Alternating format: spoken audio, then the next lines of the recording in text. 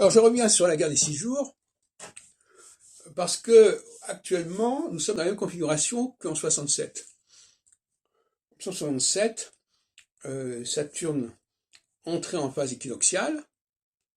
Il était déjà en phase équinoxiale, en vérité, depuis 64, je crois. Et actuellement, nous entrons en phase équinoxiale avec Saturne passant sur le signe des Poissons, entrant dans le signe des Poissons dans quelques jours, dans quelques semaines. Si vous ajoutez 67 à 56, vous avez 2023. Et 56, c'est 8 fois 7, 56. Simple multiplication, Pythagore.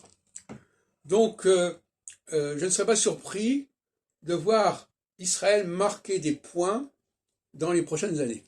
L'État d'Israël, je ne parle pas des Juifs en tant qu'individus, je parle de l'État d'Israël. Alors, peuvent le faire de différentes façons, mais ils vont probablement s'imposer comme une puissance majeure dans la région et pouvoir résoudre des problèmes que les autres n'arrivent pas à résoudre. Alors, il y a eu le problème de tremblement de terre actuellement, il y a toutes sortes de crises, il y a la crise iranienne.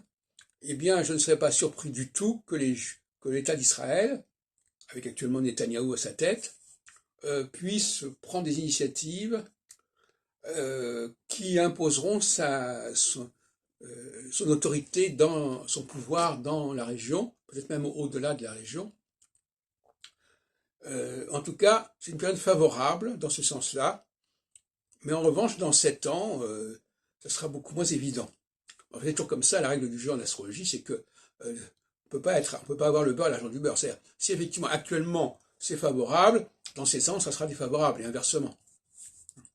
De la même façon que, pour revenir au topic sensoriel, si on est dans une sorte de manque de contrôle dans un certain domaine sensoriel, eh bien on se contrôle dans un autre domaine et inversement.